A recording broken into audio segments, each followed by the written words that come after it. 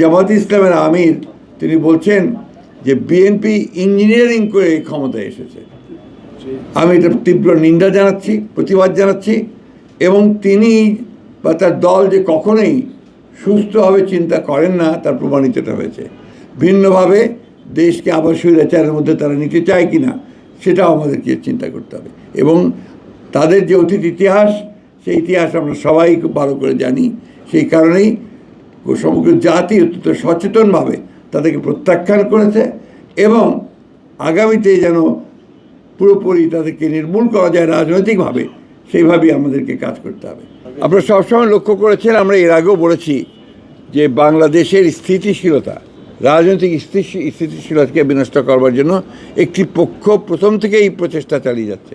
সে নির্বাচনের আগে থেকেই, তখনও আপনার অফুরন্ত মিথ্যাচার, প্রোপাগান্ডা, ফেক ইনফরমেশন, আপনার সোশ্যাল মিডিয়াকে অন্যায়ভাবে ব্যবহার করে, আপনার অনৈতিকভাবে ব্যবহার করে বিএনপিকে জনগণের কাছ থেকে সরিয়ে দেওয়ার একটা প্রচেষ্টা চলেছে, কিন্তু সেটা সক্ষম হয়নি, সফল হয়নি।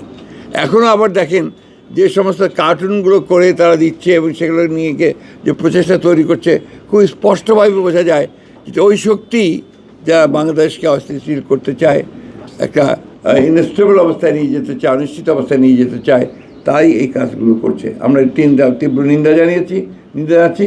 ছাত্র রাজনীতিতে এই ধরনের যে একটা অবস্থা তৈরি করার যে প্রচেষ্টা করা হচ্ছে, আমরা তারও নিন্দা জানাচ্ছি এবং আমি আশা করব যে সমস্ত পক্ষগুলো এই ধরনের অপকর্মে লিপ্ত হচ্ছেন তার বিরুদ্ধে থাকবেন। কারণ বাংলাদেশের স্বাধীনচেতা ছাত্র সমাজ, সচেতন ছাত্র সমাজ বরাবরই অপরাজনীতিকে পরিহার করেছে এবং জনগণও পরিহার করেছে, এবং আমরা এবারও দেখব যে জনগণ এগুলোকে প্রতিরোধ করবে এবং তাদেরকে পরিহার করবে। লিলি আল্ট্রাসফট সিরাম জেল, যা গভীর থেকে স্কিনে দেয় 3 গুণ সিরাম হাইড্রেশন। সিরাম জেল হাইড্রেশনে ব্রাইট থাকো সব সিজনে। আমি আজকে এক পত্রিকায় একটি সংবাদ দেখলাম, যে সংবাদটি আমাকে অত্যন্ত আহত করেছে। যে জামাতে ইসলামের আমির তিনি বলছেন যে বিএনপি ইঞ্জিনিয়ারিং করে এই ক্ষমতায় এসেছে।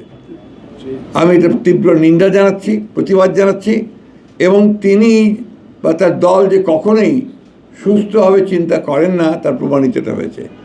সমগ্র পৃথিবী, এই সমস্ত যারা অবজারভার এসেছিল, সমগ্র বিশ্বের সমস্ত দেশগুলো, বাংলাদেশের সমস্ত প্রতিষ্ঠানগুলো, পত্র পত্রিকা, মিডিয়া এক বাক্যে স্বীকার করেছে যে এই নির্বাচনটি ছিল এই কালের, অর্থাৎ বাংলাদেশ সৃষ্টির পর থেকে সবচেয়ে নিরপেক্ষ, অবাধ এবং সুষ্ঠু নির্বাচন।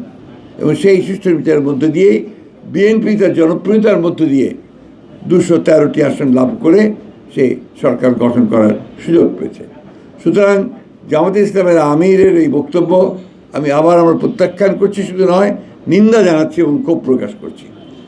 যাই হোক, যে কথা বলছিলাম যে আজকে বিভিন্নভাবে বিএনপির বিভিন্ন কর্মকাণ্ডের উপরে বিভিন্নভাবে আপনার প্রচেষ্টা চালানো হচ্ছে ওই শক্তিটির পক্ষ থেকেই, একটা আবার ধূম্রজাল সৃষ্টি করা, আবার একটা বিভেদ সৃষ্টি করা।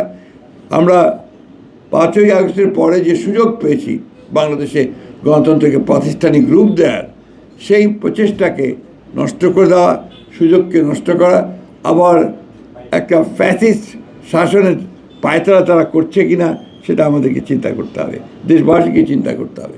ভিন্নভাবে দেশকে আবার স্বৈরাচারের মধ্যে তারা নিতে চায় কি না সেটাও আমাদেরকে চিন্তা করতে হবে। এবং তাদের যে অতীত ইতিহাস, সেই ইতিহাস আমরা সবাই খুব ভালো করে জানি। সেই কারণেই সমগ্র জাতি অত্যন্ত সচেতনভাবে তাদেরকে প্রত্যাখ্যান করেছে এবং আগামীতে যেন পুরোপুরি তাদেরকে নির্মূল করা যায় রাজনৈতিকভাবে, সেইভাবেই আমাদেরকে কাজ করতে হবে। সেই কারণেই এই পয়লা মের যে সমাবেশটি এখানে অনুষ্ঠিত হবে আমাদের পার্টি অফিসের সামনে, দুপুর 2টায় না, নামাজের পরেই এই সমাবেশে প্রধান অতিথি হিসেবে উপস্থিত থাকবেন আমাদের দলের চেয়ারম্যান এবং বর্তমানে বাংলাদেশের সবচাইতে জননন্দিত প্রধানমন্ত্রী জনাব তারেক রহমান।